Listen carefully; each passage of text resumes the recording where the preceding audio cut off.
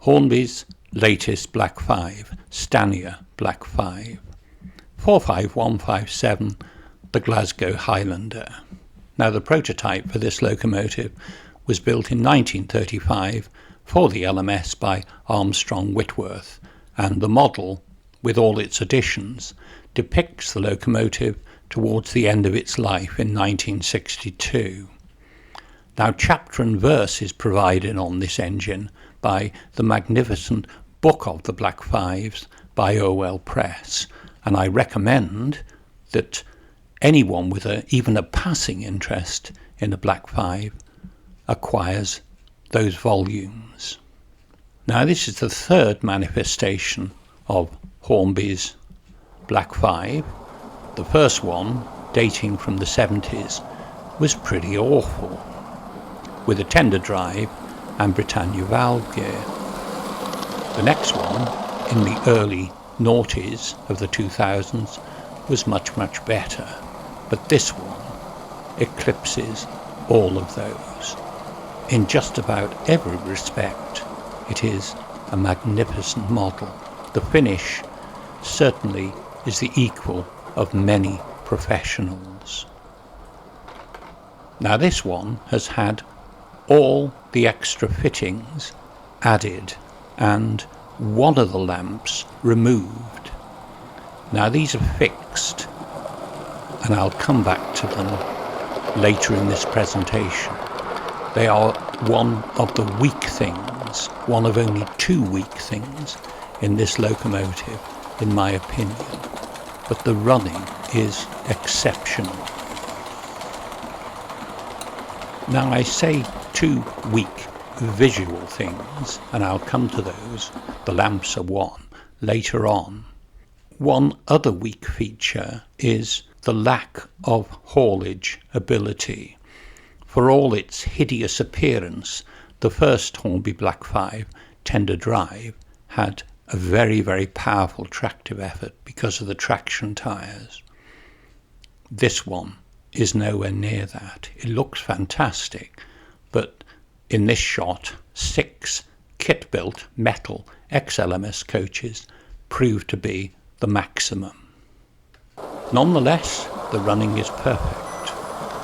Here, through Norman Solomon's wonderful track work, and earlier you'd seen the locomotive passing equally well through Pico standard track work. The running is impeccable, I have to say.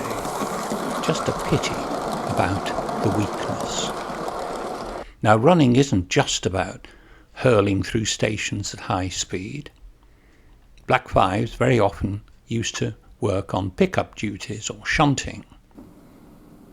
And you'll see here this locomotive indulging in some shunting, picking up an engineer's train.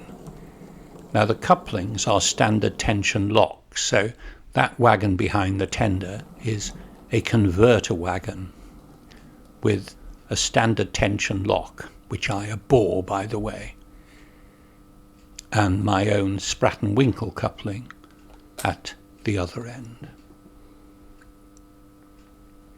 A moment for the shunter to couple up, and off she goes. Absolutely impeccable performance. Quiet, smooth, even, silk-like, one might say.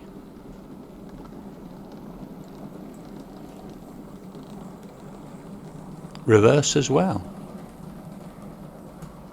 Granted, this is the finest track you'll find anywhere in 00, but the back-to-backs on this Hornby locomotive are really consistent, and all the wheels are to RP25 profile and completely concentric.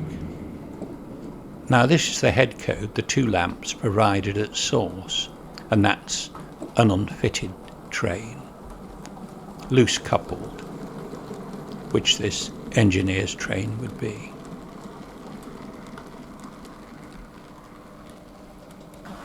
I sweat blood. Can you sweat blood?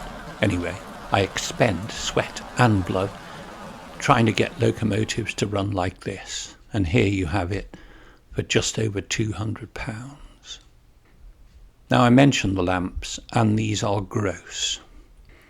They're far too big. They're fixed. In the instructions, it suggests some modelling ability will be needed to alter them. Well, some brute force as well. They're too big and they're too bright. In my opinion, it's nothing more than a gimmick. And Hornby would do well, in my opinion, just to dispense with them and have the correct sized lamps. And don't bother with the illumination. They're only oil lit and they just wouldn't be seen during the day. Now there's a second potential problem. Well, not a problem. It's the drawbar. It's too long. The loco and the tender, when coupled together, you'd need Bob Beamon to be your fireman. For those who don't know, he's the guy who jumped out of the pit in the 1968 Olympic Games. Nobody had ever jumped 28 feet. He didn't. He just jumped 29. It's very efficient. It works very well, but the distance is too great. Even it isn't necessary on set track, but that's the way it is, in my opinion, too far apart. Maybe I'm being hypercritical. One thing you can see, by the way, is the exquisite lining on the loco and the tender. This is the second of the models, and I haven't put any of the detail on, but those gross lamps are still present. This one runs equally well, but again its haulage capacity is compromised. It just isn't heavy enough. This is one of Bytham's full goods mineral trains, and normally it's loaded to 50 wagons at least. I had to take 15 or 16 off in order that this Black 5 could pull them. I mean, that's not a problem.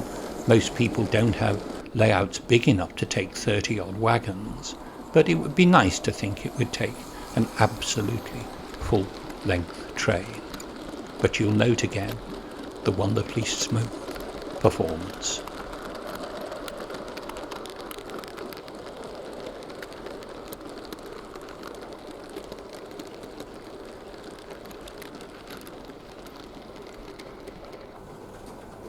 We'll take a run through all the way. That really is lovely Volschart's valve gear, and for the first time in my experience with a Hornby RTR locomotive with outside valve gear, the return crank on the centre driver leans forward correctly for inside admission valves. That's what I read anyway. I don't know the difference between inside and outside admission, but it's correct on this model. And can you see the great gap between the loco and the tender? Something of a pity, really. But if all I did was load gushes of praise on a model, observers might think I were not being truthful. As I say, there are only 3 issues: the lamps, the loco to tender drawbar, and the lack of adhesion. And the lamps here, look at them, they're like miniature searchlights, and this is daylight. What a pity. That said, this is going to satisfy 99% of potential customers. It's light years beyond the first Black 5 from Hornby, and it's better than the one from the early noughties. It's available in different manifestations as well. Somebody I know has bought a Caprotti version. What can one say? Super smooth, if slightly limited performance, exquisite finish, detail to die for. But the lamp's just a bit too bright. Apart from that, I think it's fantastic.